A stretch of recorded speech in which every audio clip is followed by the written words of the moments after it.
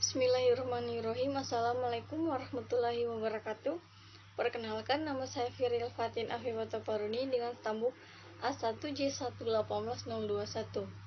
Video ini dibuat sebagai tugas pada mata kuliah Anatomi Fisiologi Manusia yang diampu oleh Bapak Bustamin Balumbi, SPD MSI. Di sini saya akan menjelaskan mengenai saraf otonom. Sistem saraf terdiri atas dua, yaitu sistem saraf pusat dan sistem saraf tepi. Sistem saraf pusat terdiri dari otak dan sumsum tulang belakang, sedangkan sistem saraf tepi terdiri dari sistem saraf sensorik atau aferen dan sistem saraf motorik atau eferen. Sistem saraf motorik terdiri dari sistem saraf otonom, involunter, dan sistem saraf somatik atau volunter. Sistem saraf otonom memegang peranan penting dalam meregulasi organ sebelah dalam. Sistem ini bekerja secara otomatis dan di luar kesadaran. Otomatisasi memungkinkan tubuh dapat menghadapi lingkungan yang selalu berubah setiap saat. Saraf otonom terinervasi dengan organ sebelah dalam seperti otot jantung, otot polos, dan kelenjar-kelenjar. Sistem ini meregulasi tekanan dan aliran darah, motilitas saluran pencernaan dan sekresinya, suhu tubuh, dilatasi saluran pernapasan, paras glukosa, metabolisme, mikturisi refleks pupil mata dan akomodasi, sekresi kelenjar-kelenjar, termoregulasi, dan masih banyak lagi. Saraf otonom terdiri dari saraf simpatik dan saraf parasimpatik. Preganglion saraf simpatik pendek dan berasal dari gerai mater tulang belakang dan meninggalkan melalui ventral. Sedangkan preganglion saraf parasimpatik berasal dari batang otak dan batang sakral. Kemudian menjulur keluar dan bersinapsis dengan ganglion yang dekat dengan organ sebelah dalam, yaitu saraf 3, 7, 9, dan 10. Yang pertama itu adalah mata.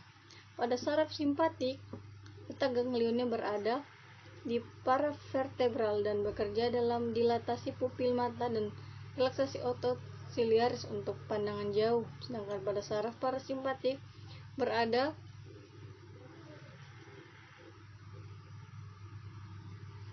di saraf kranial 3 dan bekerja dalam kontraksi pupil mata dan otot siliaris untuk pandangan dekat. Kemudian selanjutnya adalah kelenjar submandibular dan sublingual. Pada saraf parasimpatik berada pada saraf kranial 7 dan 9 dan bekerja dalam menstimulasi cairan ludah. Sedangkan pada saraf parasimpatis bekerja dalam pencegahan pengeluaran cairan ludah. Selanjutnya itu adalah paru-paru.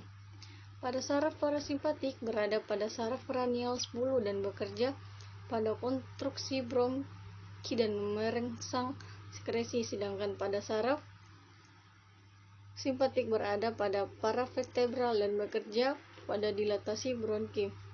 Selanjutnya adalah kelenjar keringat atau kulit. Pada saraf simpatik berada pada paravertebral bekerja untuk memproduksi keringat, sedangkan pada saraf simpatik bekerja dalam menurunkan ekskresi keringat. Kemudian selanjutnya itu adalah jantung. Pada saraf parasimpatik berada di saraf kranial 10. Cara kerjanya yaitu dengan mengurangi denyut jantung dan kontraksi. Sedangkan pada saraf simpatik berada di paravertebral dan cara kerjanya yaitu meningkatkan denyut jantung dan kontraksi. Kemudian itu adalah hati. Pada saraf simpatik berada di paravertebral dan cara kerjanya yaitu degradasi glikogen ke glukosa dan trigliserida ke asam lemak. Sedangkan pada saraf parasimpatik cara kerjanya yaitu dengan menstimulasi pengeluaran empedu.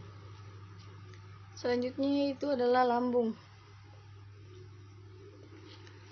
Pada saraf simpatik berada di paravertebral dan cara kerjanya itu menghambat jantung dan pankreas serta menghambat aktivitas mencerna. Sedangkan pada saraf parasimpatik berada di saraf kranial 10.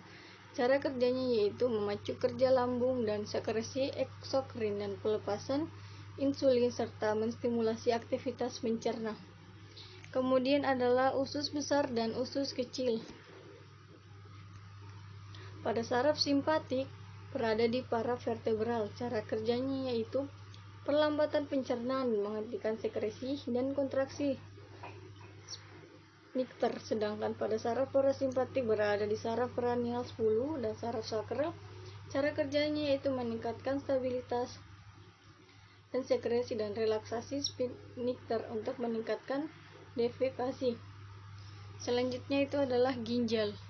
Pada saraf simpatik berada di paravertebral dan bekerja dalam sekresi epinefrin dan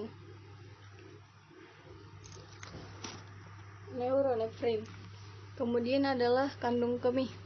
Kandung kemih pada saraf simpatik berada di paravertebral, bekerja dalam relaksasi kandung kemih, sedangkan pada saraf parasimpatik berada di saraf sakral, bekerja dalam kontraksi kandung kemih. Dan yang terakhir itu adalah genital. Pada saraf simpatik bekerja dalam menghambat aktivitas genital, sedangkan pada saraf parasimpatik berada di saraf sakral, bekerja dalam ekskresi dan stimulasi alat kelamin. Sekian video dari saya mengenai saraf otonom. Lebih dan kurangnya mohon dimaafkan. Wabillahi taufiq wal hidayah. Wassalamualaikum warahmatullahi wabarakatuh.